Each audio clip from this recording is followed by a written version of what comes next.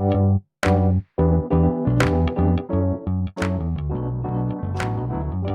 by Riverside.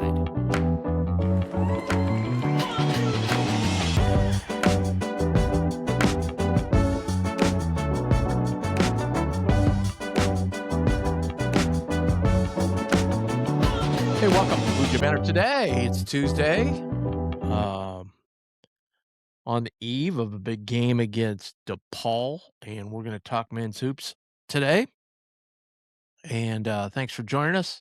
Hit that subscribe button. It helps us out a ton, and share this with all Jays fans so we can continue to grow this network. I want to thank our wonderful sponsors, and first I want to highlight Vino Mas. Go to Vino Mas. It's a great wine bar if you haven't heard of it. They have two great locations now, one in Legacy, just south of center, and then one just south of 144th and Maple in Eagle Run. That's right next to Blue Sushi, if you know where that's at. Fabulous. I can't speak enough about the customer service. I want to like always try and say some new things about these businesses because they're all terrific and they're all places I support, and their customer service is awesome. I mean, they will do anything for you and look and help you find the wines to pair with what you're after and show you where the new wines are and all kinds of things. And make sure you join the wine club and then get that free wine tasting every week. So check it out. That's Vino Mas and vinomas.com. All right. So yesterday we spoke just a little bit about it, but I want to, get into it a little more. The Jays, normally this time we're looking at brackets and figuring out where they're going to go. We're not doing that this year, unfortunately. So the big deal this year is the crown. We have a chance if you get in the crown. There's only 8 teams, and if you get in the crown, you can win, I think, $300,000 for NIL, which is huge. So, we're going to take a look at kind of where everything sits with that, because here's my understanding of how it works, because there's a little bit of, I don't know if confusion's the right word, but I kind of get different answers from different people on this. So I think this is my best guess of taking all the answers I've got and figuring out what is the right procedure. The Big East has signed I know this. The Big East has signed a contract with the Crown. They get 2 automatic bids. I think the teams have to go if you're chosen because the conference wants them to go. So, right now, the way it sits, it goes by net. That's how they figure it. I don't know about the, if a team's under 500, because Providence is in the mix here, and they're way under 500. So I don't know how. Usually, you can't go to postseason if you're under 500. So I don't know how that may or may not work. But at any rate, where we sit today, it's very, very, very close. Seton Hall has an edge. They're most likely not going to get in the NCAA tournament, but they sit at 53 right now. Now, that could move. Could. I don't think it's going to drop down to where the other teams are. Because then we have Providence at 78. We have Butler at 80 and Creighton at 81. So very, very, very, very close. So these next games are going to be really important to these teams this week. So I thought we'd take a look at like the different schedules of Butler, Providence, and Creighton and see who maybe has the edge. First of all, the Jays want to get, and another caveat of this is the Big East tournament, obviously, and that comes first. And the Jays want to be a 4-5. I think they're in pretty good shape unless they just, lose out. Obviously, then they're not going to make it. But they've got everything in front of them. If they beat DePaul, I think they're all but assured of getting a spot. So let's just look at the schedules of these teams and figure out, okay, who's got the edge here amongst the teams. So we're going to start with the team that's in has the best net of the teams that are left over, and that's Providence. So the first thing you look at is, do they play any of the big two? They do not. The big three, they don't even play. So Providence has a very favorable schedule here. They play Xavier not tonight. That game got moved because Xavier couldn't get into Providence. So they're gonna try and get in there today and play tomorrow. So that game got moved from today to tomorrow. So that's now a Wednesday game. It's going to be on True TV though, right? Or TNT. Xavier goes to Providence. I don't know. It's a toss-up game to me. Then Providence comes here to Creighton. So that's the Jays' big, on senior day. If they can beat Providence, that'd be huge. Providence wraps up the season the following week with Marquette and Georgetown. So they've got actually 4 games they can win here. If they do, they're going to the ground, man. There's just no way around it. But the Jays just have to take care of business. I mean, that's the thing. Then let's look at Butler. I think Butler has a little tougher path. So Butler only has 3 games left, just like Creighton. They don't play excuse me. They don't play a midweek game this week, but they do go at Villanova Saturday. So that's going to be a tough one for them. And then we have them at Butler. Again, we can take care of business right there. And then they have to go at DePaul. So they've got a really tough haul here. They could go 0-3 in that real easy. Even 1-2 if they beat us. Let's just say they beat us, they go 1-2. So that would, if Butler goes 1-2, they would end up being 7-13.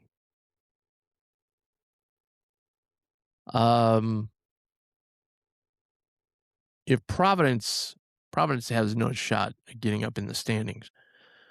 But if Butler goes 1-2 and Creighton goes 2-1 and Providence goes, let's say 2-2, Jays are probably going to pass those teams on the net.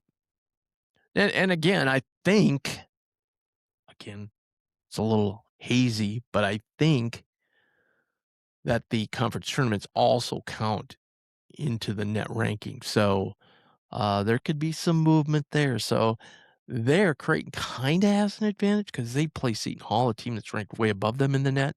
So they would have the chance, if they win that game, to move way up. So that's basically how it breaks down.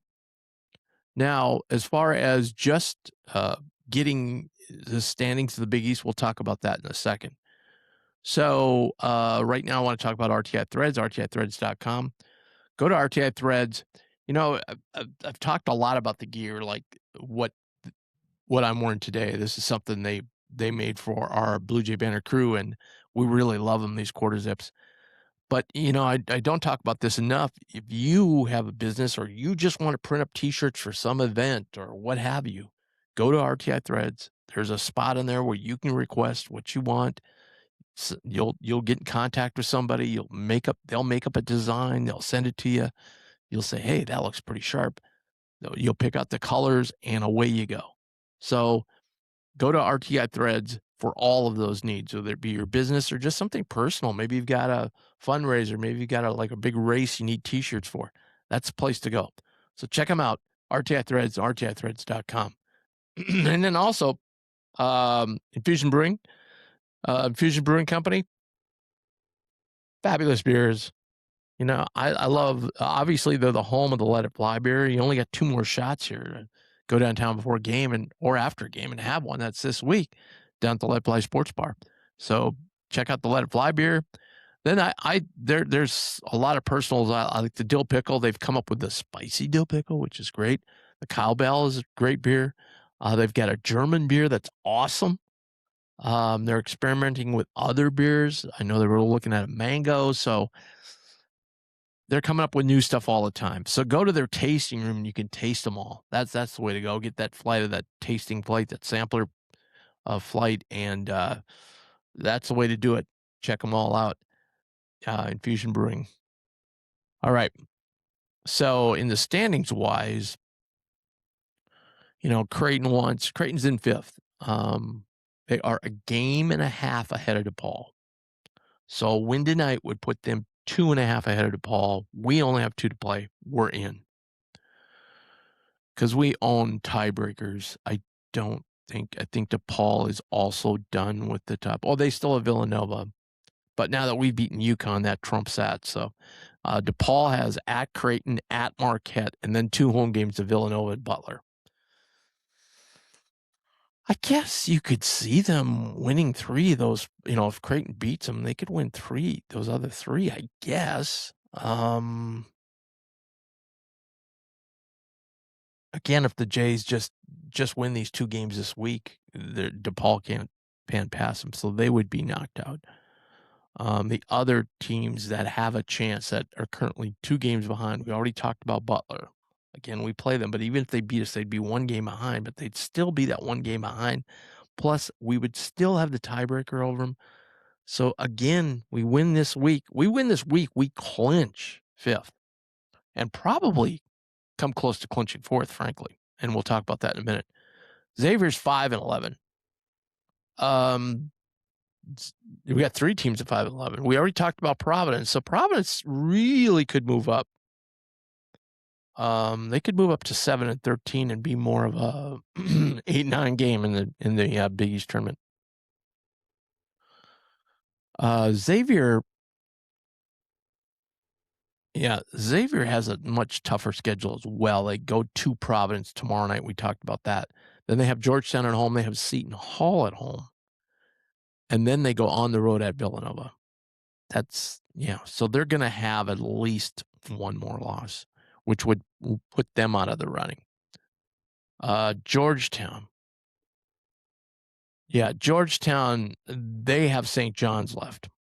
So that's going to be troublesome for them. They got to go to St. John's, so that's almost can chalk it up as a loss.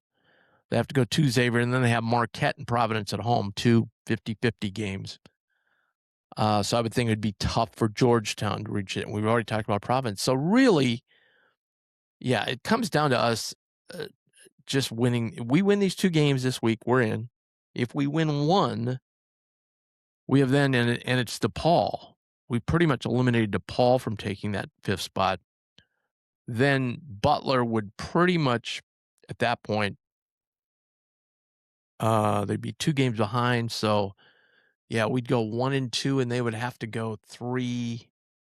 They'd have to go 3-0 to beat us. Am I correct on that? No, they'd actually have, yeah. If we go 1-2, we would end up 9-11.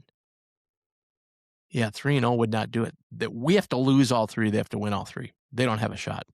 That's the way it is for all these other teams. They have to lose. We have to lose all 3, and they have to win all 3 because we have tiebreakers over all these. The only team that could edge us out in a tiebreaker would be Georgetown if they beat St. John's. But they would have to, again, they'd have to go 4-0. Same with Xavier, same with Providence. So that's a lot tougher. So if we just come up with 1 win here, and if we just beat DePaul, that eliminates DePaul. If DePaul wins, then they're right back in the hunt with us. But if we just win 1 game, we just beat DePaul, we pretty much clinch 5th place. And so we won't have to do the play-in game. Now, to take over Seton Hall, that's actually much easier because Seton Hall has got a brutal schedule left.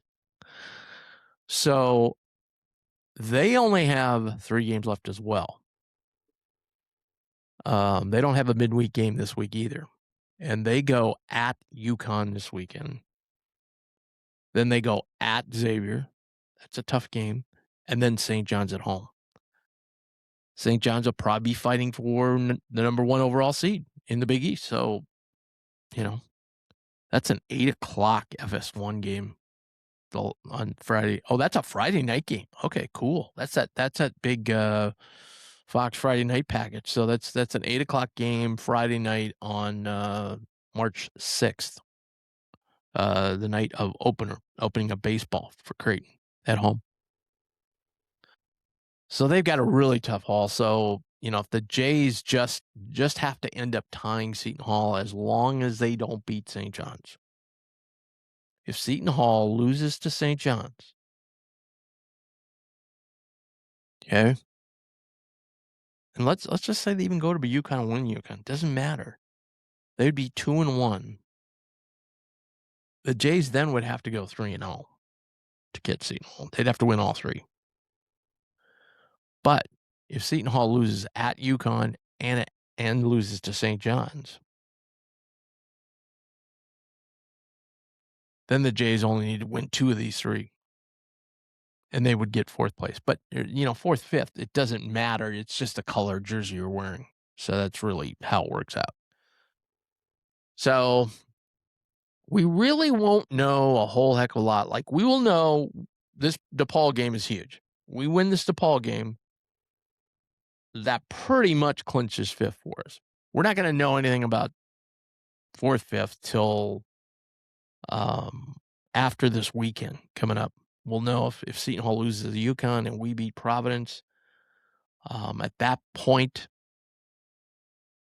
all we'd have to do is beat Butler. No, at that point, yes, we'd have to beat Butler or Seton Hall would have to lose one to get 4th overall. And that isn't that. And I think Max spoke a little bit about this yesterday at practice. He said, we haven't had many years like this, and we've had a really bad year, and yet here we are with a chance to be 4th in the league. And he goes, all things considered, that's pretty good. And I would 100% echo that and agree with that. So that kind of breaks down what we need to do. We need to, be watching that net. You want to cheer against Butler and against Providence. And the Jays need to win these 2. Boom. Pretty much going to wrap it up unless, again, we got to have Butler lose 1 or 2. And it may come down to that last game a week from tomorrow at Butler. It may come down to that game. And then I think it rolls over into the conference tournaments. So there again, there could be a scenario if we, let's say Butler is like a 7 seed and they lose their first Big East game to, say, I don't know, Georgetown, who's way down in the net rankings. Well, that's going to hurt their net. And then even if we lose to Seton Hall would be above us, so it wouldn't hurt our net as bad. We could still pass them. So there's a lot at play here, but that kind of gives you an idea. Dates of the Crown, somebody asked me this, so it's April 1st to the 5th. They play a night game the 1st, a night game the 2nd, and then they take the 3rd off. They play the semis on the 4th and the final game on the 5th. I don't think there's any consolation games, so you lose one, you're out. However, here's the big thing, and I know, you're like, why are you going on about the Crown? Big deal. The big deal is because we have a lot of young guys on our team, and let's just assume we keep those players. You can have practices all the way through. And I don't know if you can just go from day 1 all the way through. If there's a gap, you can't start again till this day. But I mean, you're going to be practicing, the Big East tournaments through like the 14th. So, that week. Then the following week is the first week of the NCAA tournament. So that's 1 week of practice. Then the next week is the regionals. So that's 2 weeks of practice. And then the 3rd week is when the Crown starts. And you'd have a couple practices before then. So that's 2 full weeks. Over 2 full weeks of practices you get with these young players. And now that you're going to go in and play competitive games. They're going to be good opponents. Some of these conferences are going to throw in some, the Big 12 gets to, and golly, it's going to be like West Virginia or Cincinnati or, teams like that. Could be USC. I mean, they have some real quality teams. I'm sorry, USC's in the Big Ten. I'm thinking they could be a representative of the Big Ten, USC or UCLA or Ohio State. So there's going to be some quality teams in there. And then they get 2 wild cards, so there'll be, teams from wherever joining them. So you're gonna face a decent opponent, and this would be a nice growing, um, time for our team. And, again, I talked about it earlier, you go back to Nebraska, they won the crown last year. They got all those extra practices, played good competition, they built up, they got momentum heading into this year by playing in that crown last year. I'm 100% convinced of that. I've seen it happen time and time and time and time again with the old NIT. When teams would run, they'd say, who cares if you win the NIT? You're not in the NCAA tournament. You get all those practices. You play good competition. It builds momentum for the next year if you have young players, and we do have young players. So there you go. All right. That's it for today's show. Tomorrow, preview with Mike Rochelle. Thanks for listening. We'll see you then.